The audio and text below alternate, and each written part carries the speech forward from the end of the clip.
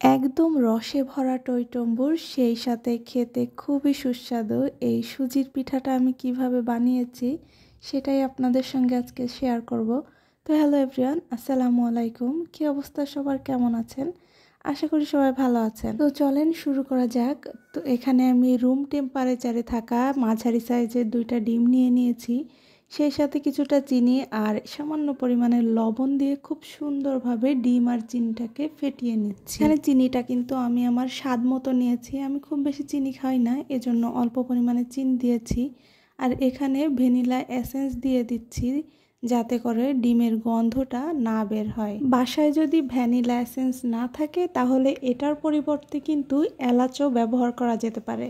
ডিম আর চিনিটা খুব সুন্দরভাবে মেশানোর পর এখন আমি দিয়ে দিচ্ছি সুজিটা কিন্তু অল্প অল্প করে দিতে হবে, একবারে বেশি দেওয়া যাবে না, কারণ সুজিটা কিন্তু পরবর্তীতে যে ফুলে ওঠে। এজন্য আমি 2বার নিয়েছি সুজিটা, প্রথমবার নিয়েছি এবং দ্বিতীয়বার নিয়ে খুব সুন্দরভাবে ডিমের সঙ্গে এটা মিশিয়ে নিচ্ছি। দেখেন এটার ঘনত্বটা ঠিক এরকম হবে। ডিম আর সুজির এই মিশ্রণটাকে কিন্তু এখন আমি ঢেকে 15 থেকে 20 মিনিটের মতো রেখে দিচ্ছি। একটি পাত্রে 1/2 লিটার পরিমাণে গরুর দুধ আমি জাল করে নিব। এই দুধটা হচ্ছে আগে থেকেই আমার জাল করা ছিল, এজন্য বেশি জাল করব না।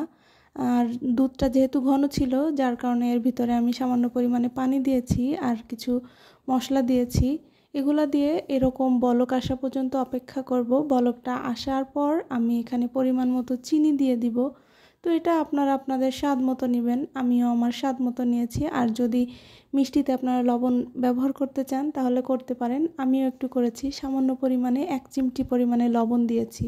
15 থেকে 20 মিনিট পর যখন এই ডিম আর সুজিটা দেখবেন তখন দেখা যাবে কি সুজিটা ফুলে অনেক বেড়ে গিয়েছে। তো এজন্য অল্প করে সুজি দিয়ে ঘনত্বটা পাতলা করে রাখতে হবে যাতে করে পরবর্তীতে ওটা বেশি ঘন না হয়ে যায়। এখন আমি তেলটা গরম করতে দিয়েছি আর এরকম একটা চামচ নিয়েছি যাতে করে পিঠার শেপগুলা এক রকমের হয়। তো খুবই অল্প আঁচে আস্তে আস্তে করে ভেজে নিতে হবে, এটা কিন্তু সম্পূর্ণ লাল করা যাবে না, অল্প আঁচে আস্তে আস্তে করে ভেজে নিতে হবে। তো যখন পিঠাটা তেলের ভিতরে দেয়া হয় তখন কিন্তু এটা ফুলে ওঠে, সাথে সাথে তেলের উপরে ভেসে ওঠে। তো আমি এরকম একটা ছাঁকনি নিয়ে পিঠাগুলো উঠিয়ে এই দুধের ভিতরে দিয়ে দিলাম। অবশ্যই দুধটা কিন্তু কুসুম গরম হতে হবে আর পিঠাগুলো একদম ভেজেই সঙ্গে সঙ্গে দুধের ভিতরে দিয়ে দিতে হবে, তা না হলে পিঠাগুলো কিন্তু ভিজবে না।